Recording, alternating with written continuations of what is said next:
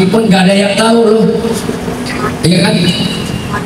Coba kita lihat artis setingkat apapun, kalau sudah di ujung karirnya, udah mau mati sakit, kadang-kadang bikin malam dana untuk sendiri, itu kan menyedihkan sekali.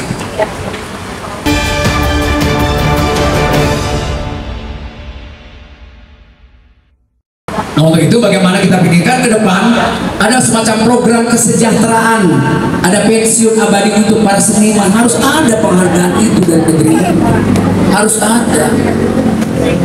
Seniman-seniman di negara maju itu mereka hidupnya bebas berkreasi karena kesejahteraan sudah tidak dia pikirkan, negara sudah memikirkan. Kita bisa asal ngelola kekayaan negara ini dengan baik. Mau tambang kayak, mau laut kayak, mau hutan, mau pertanian, kita negara kaya. Nah itu. Jadi untuk itu saya kira mari kita gegap gempita bergandengan tangan, hand in hand, paheyuk-heyuk lengan, bersatu dalam satu jiwa. Komunitas Kesenian Kota Bekasi. Yang pasti boleh tulis itu. Saya ingin membentuk komunitas kesenian Kota Bekasi agar membuat Kota Bekasi menjadi sejuk, menjadi estetik, dan apa? Dan lebih terasa peradaban itu ada. Setuju ya? Saya kira itu yang ingin saya sampaikan.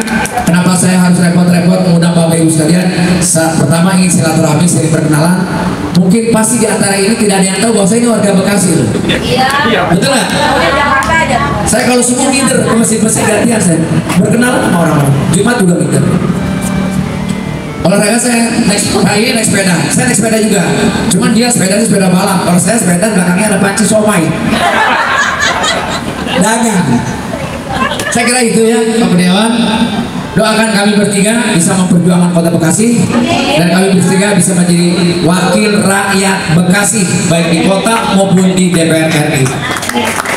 Tapi kami tidak mungkin sampai ke Senayan, tidak mungkin sampai ke kantor DPRD tanpa bantuan dan kerja keras dari Bapak Ibu sekalian para seniman bersama koleha. Yuk urang teangan wakil rakyat anu bakal nabat buat urang sukan. Paham ya Bu ya? Jadi kalau ada orang sekarang udah ketemu Ming, timnya Ming, oh enggak, cuma sama Pak Desa sama seniman. Ming mau ngasih apa? Dia mau ngasih masa depan buat anakmu dan untuk cucu-cucu kita. Saya tidak kasih sembako, tapi kasih masa depan mereka untuk anaknya dan untuk cucunya agar dia lebih baik dari ibunya, dari kakeknya. Itu baru seniman, ya. Baik, terima kasih Ibu, hatur bisa. Salam Pak Wawan. Terima kasih semuanya. Kalau yang masih mau ngopi, masih ada kopi, masih ada makanan Bu. Yang mau makan liwet lagi silahkan, ya. Silakan aja. Kalau nggak malu, ayo ambil.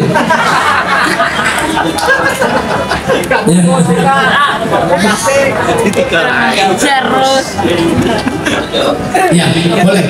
Saya kira saya cukupkan dulu orasi saya tentang kesenian, bagaimana kita membangun kebudayaan di sini, bagaimana kita membangun kesenian di sini agar masyarakat kita dengan kesenian itu bisa lebih beradab. Itu aja. Ya. Silakan Kang Alam, dibantu siapa yang akan bertanya. Insya Allah ini ketiga narasumber ini bisa menjawab. Mangga, siapa yang siapa? Timaja. Oh siap.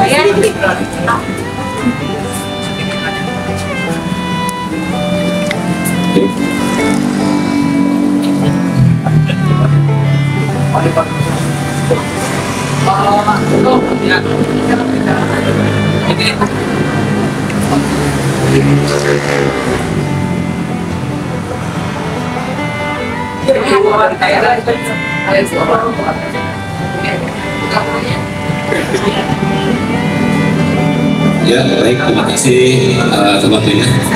Perkenalkan, nama saya halo Bang Miing.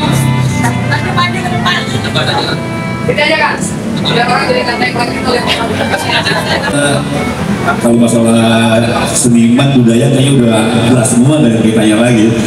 Yang saya mau tanya adalah Bang Miing ini kan politikus sejati lah bisa dibilang gitu. Pernah menjadi anggota komisi 10 dan untuk waktu lama. Alasan apa Bang Miing mau terjun lagi ke dunia politik? Yang pertama. Kemudian yang kedua, mengapa Bang Miing ini memilih partai baru gitu?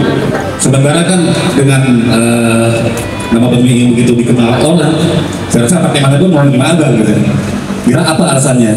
Kemudian yang ketiga,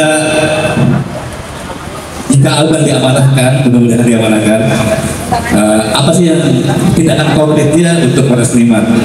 Kalau Bang Aman saya kenal lama, karena dengan kita saya kebetulan saya juga wartawan gitu ya di Bekasi. Mau juga nih pakai jaket sebenarnya, abang pakai kaos pakai jaket. Saya pikir mau dingin, karena suaranya hangat sekali lah ini, luar biasa. Kemudian dari alasannya apa bersama dengan Gelora gitu, atau apa alasannya bang? Itu aja bang ya. Terima kasih. Nama siapa? Adit bang. Adit. Ya oke, makasih Kang Adit. Pertanyaan tadi yang pertama itu ke politik lagi, lalu apa yang akan dibawakan aspirasinya dan kenapa Gelora gitu ya. 3 pertanyaan ya Kang Adit ya. Pertama ke politik ya.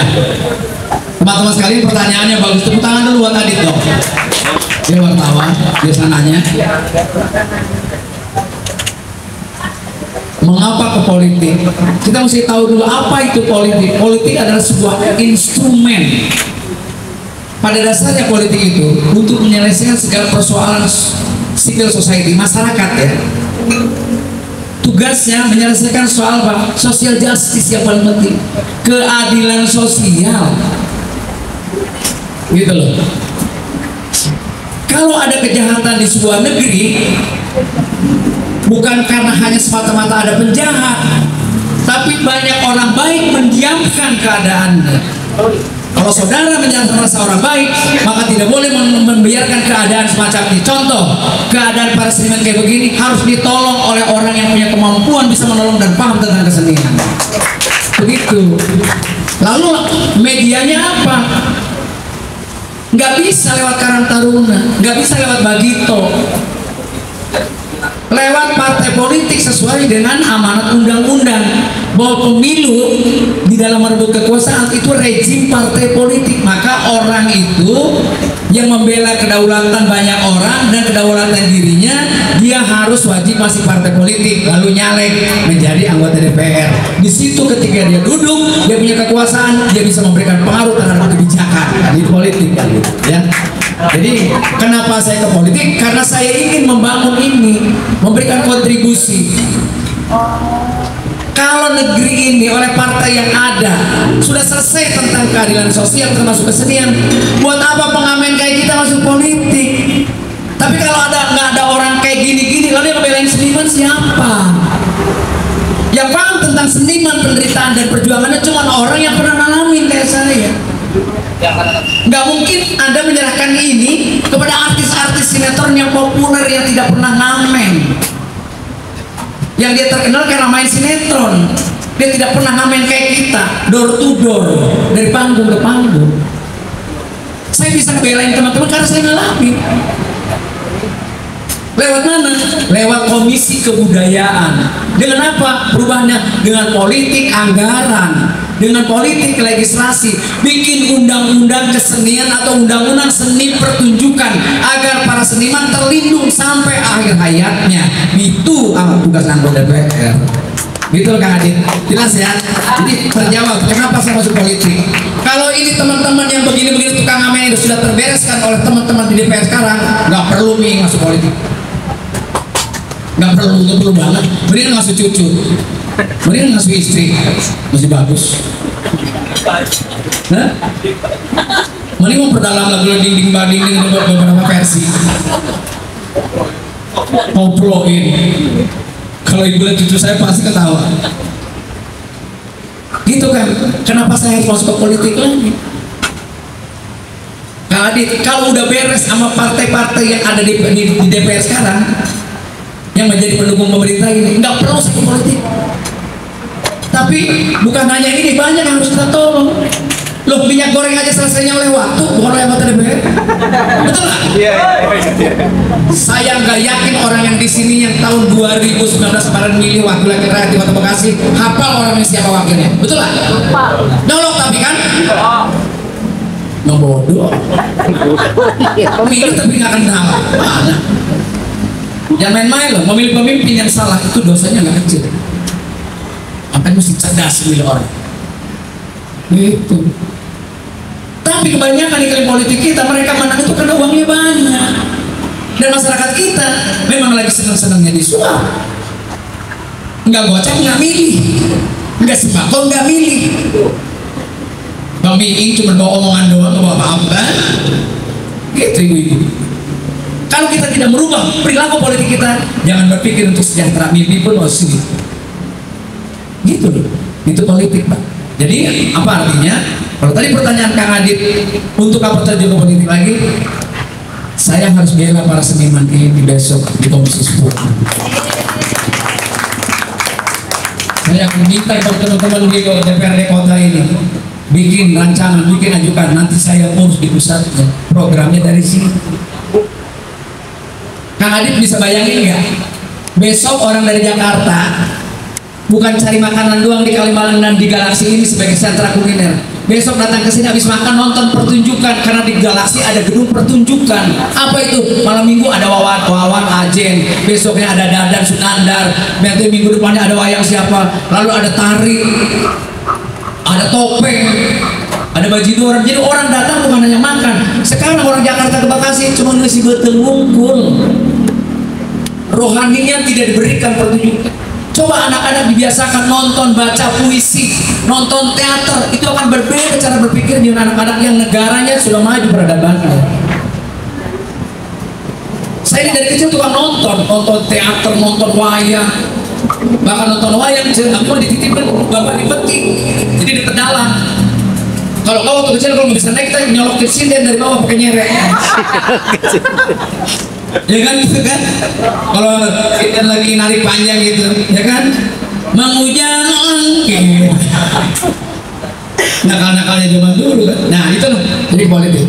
Yang kedua tadi pertanyaannya, apa yang mau diperjuangkan? Jelas, bagaimana membangun kebudayaan sebagai basis pemikiran anak-anak di sekolah, dan bagaimana membangun kesenian sebagai instrumen pembangunan watak dan karakter, bukan sekedar pertunjukan. Itu kesenian.